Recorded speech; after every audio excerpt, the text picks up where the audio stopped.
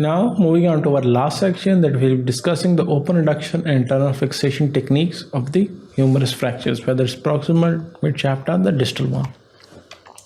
We'll be discussing what is the treatment of especially the distal 1/3 of the fractures, how to go for a chevron osteotomy or olecranon osteotomy, and we will be briefly discussing the total elbow arthroplasty. Now coming to the treatment. Now the non-operative treatment, most of the humerus fractures can be treated by non-operatively, as usually are minimally displaced and there is no massive shortening or angulation, because there is a lot of movement which is in anterior posterior plane as well mediolateral plane and rotational plane. So it's kind of a bone which is most of the time forgiving. Most of the time you have to go for cast immobilization in form of coaptation splint or hanging arm cast, which indication usually non-displaced Mills type 1 fracture in the children, and the technique is actually immobilization and supination for the lateral condyle fractures most of the time. Or we can go for immobilization, the pronation for the medial condyle fractures as well. Coming to the operative technique. Operative technique is when there's either intra-articular combination or intra-articular involvement, or the displacement so much, or there is massive shortening or more than 3 centimeter shortening, then you probably have to go for operative treatment. Or the most common is close reduction, percutaneous spinning, especially in the case of children. And in children, it's the indication is displaced Mills type 1 fractures. And the other option is actually open reduction internal fixation. The indications include supracondylar fractures in adults, intracondylar bicolumnar fractures, Mills type 2 fractures in which the intra-articular combination is present. If this is a highly comminuted 1,3C3 type fractures of the distal humerus fractures, then probably the patient is an elderly patient. We know that the reconstruction would be difficult, then probably the option could be total elbow arthroplasty as well. The indication is most commonly is actually the distal bicolumnar fracture in elderly patients. The patient is a case of rheumatoid arthritis, the patient has a primary osteoarthritis with the elbow joint, or if the fracture post-traumatic osteoarthritis is such that fracture is unreconstructible, especially in the elderly, then probably we can go for primary elbow arthroplasty. So coming to the techniques of open reduction internal fixation, the positioning is depending upon whether it's a proximal humerus, mid-shaft, or distal humerus. Position is actually changes. It could be lateral decubitus, it could be prone position, or it could be lateral side with the patient arm hanging side, because especially when we are going for the posterior approach towards the elbow, that is where we have to, patient is on the lateral decubitus position, but the arm is hanging such a way that it's the posterior surface of the tricep is facing upwards. Other could be supine positioning as well, when especially using delta pectoral approach, the patient can be supine for especially the proximal humerus and mid-shaft of the humerus fractures. The important point is to obtain all the type of imaging, whether we need 3D reconstruction or not, and we need an MRI or not. All the imaging should be done before the surgery is there. Prep entire arm from shoulder to hand, that is important, whether we are going to be operating on a very small region only, but we have to, especially the inside of the fingers and the axilla needs to be prepared very well, because this is where the most of the bacteria are. Approach could be multiples depending upon which area is involved in the proximal, mid-shaft, or distal humerus.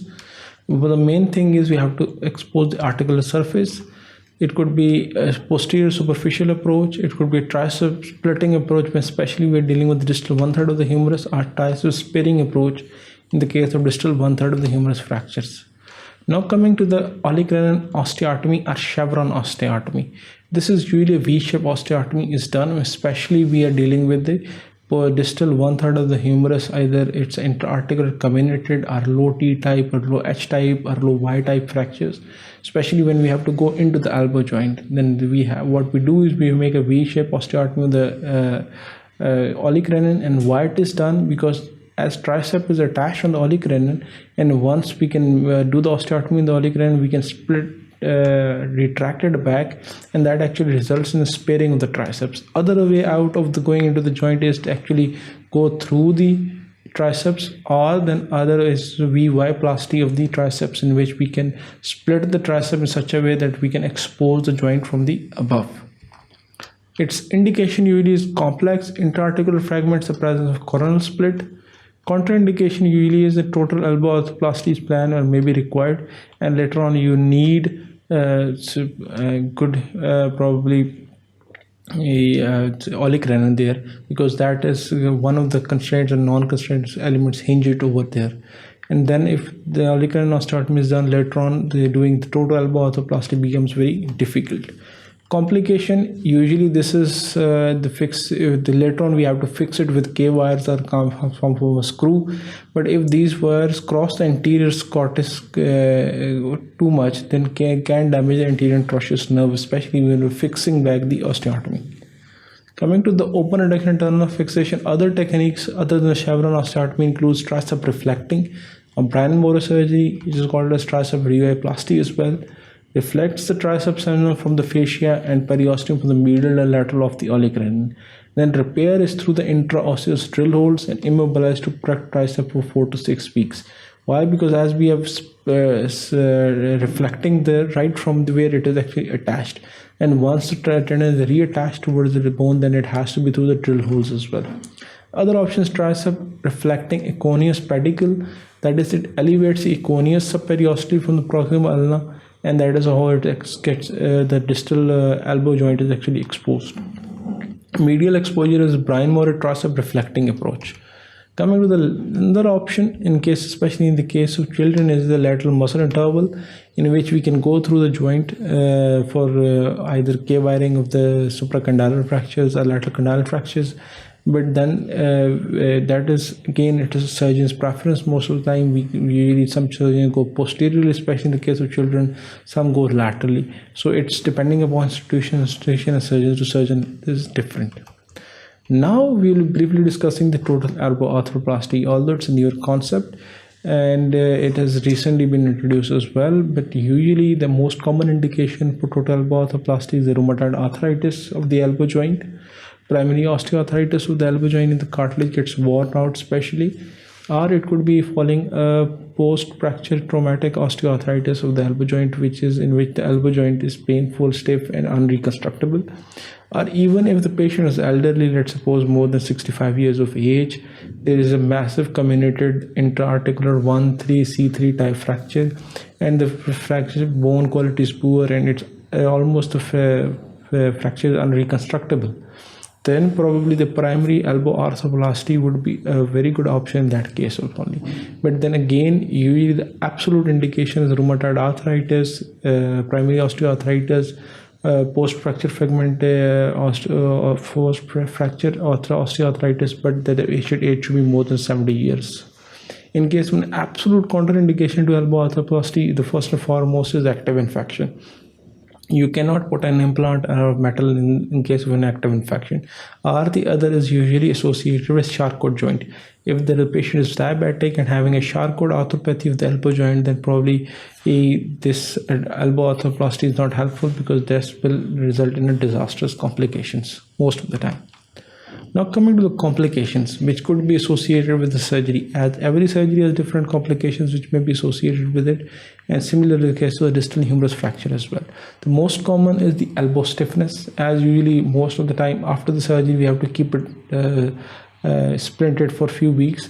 Later on, once the swelling subsides, then we can allow the gradual range of motion. But sometimes the patient is feeling pain and the bone is not united, so it pains when the patient moves up. So the patient usually prolongs the immobilization by himself or herself, leading to elbow stiffness. Other could be heterotropic ossifications, which could be present sometimes as well. The most common is the non-union, the metalwork is there, but still the fracture is not united. Or it could be malunion, that this produces a deformity in which the patient is unable to carry out his or her daily living. Or distal joint disease, that is usually this results in the elbow joint disease in form of the primary osteoarthritis or post-traumatic osteoarthritis of the elbow joint. Other could be the neurovascular injury in form of ulnar nerve injury, anterior trochleus nerve injury, which may be associated with chevron osteotomy as well. In this section, we have briefly discussed what are different methods of internal fixation, especially when we're dealing with the humerus. Positions is depending upon, it could be supine if you're doing for the proximal humerus and mid shaft. It could be prone as well if you're more likely to go posteriorly, or it could be as well the patient could be lateral decubitus with the arm hanging on the side. Depending upon the surgeon's preference, different approaches can be taken. Usually there are different, when you're dealing with the distal humerus fractures, there are multiple options we have. One of the options going through the elbow joint is through the chevron osteotomy of the olecranon. Other option is a tricep sparing approach, a tricep splitting approach, a tricep VY-plasty as well, of Driscoll and Brian Murray procedures. So there are different options. It depends upon the surgeon's preference whether he wants to use this kind of a surgery. And then if the fracture, old age patient, elderly, highly comminuted fracture, the patients, there is reconstruction will be very difficult, then we probably can go for primary elbow arthroplasty in those patients as well. Thank you very much. Keep watching sqadia.com.